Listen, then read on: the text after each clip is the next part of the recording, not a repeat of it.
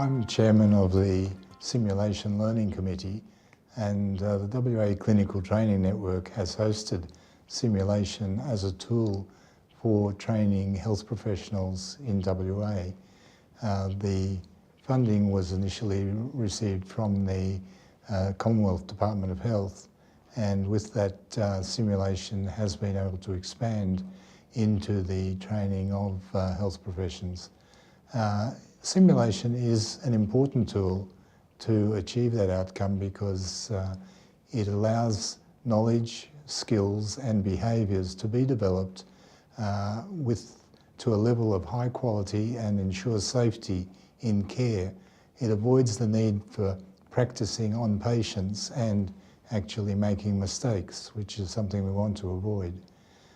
The funding that we did receive for simulation involved us to develop a number of projects.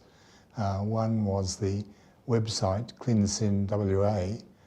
That website provides an opportunity for people to share the equipment they have, the events they're running, and research papers and tools they develop in simulation.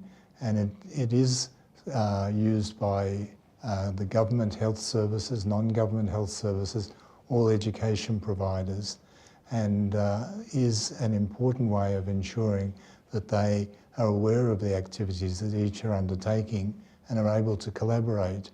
And this collaboration involves activities between health professions too, not just on individual health professions. One of the other projects that was funded was the Central Maintenance Unit.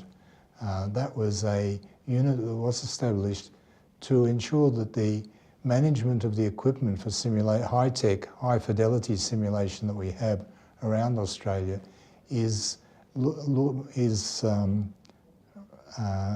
addressed in a satisfactory way, because we have about $4 million worth of equipment around different health services and different universities.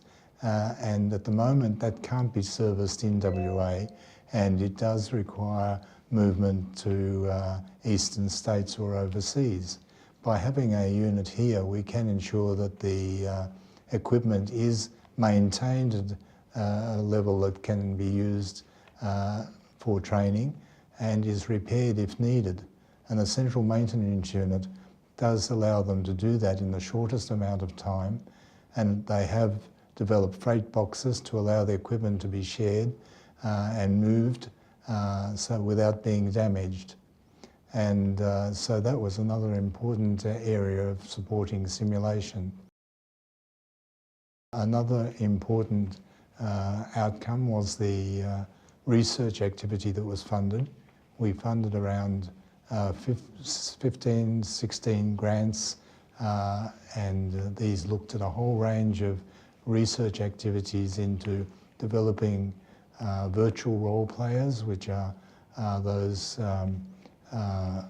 cases where you can develop a role-playing activity on the computer, responding to the answers given by the health profession without the need for an actor to be employed to do that. There were projects on the development of technical skills and how these can be done with simulated opportunities. It has been absolutely critical, because these are facilities or resources that would not have been developed without that funding. But not only the funding, but the administrative support and the governance that the Clinical Training Network has provided by enabling the particular health professions to participate in this ongoing development of simulation as a tool for learning. There's certainly the impact will be for many years to come, because there are now the resources that are available, such as the website, which people will be able to access and will encourage collaboration and communication, and hopefully ongoing activity in simulation through development of programs that are initiated from the interest that they get from the website. At a personal level, it has been the opportunity to be informed and to inform members of the network on activities that are occurring in healthcare and education. The value of that communication is something that is absolutely critical for ensuring future collaboration and development.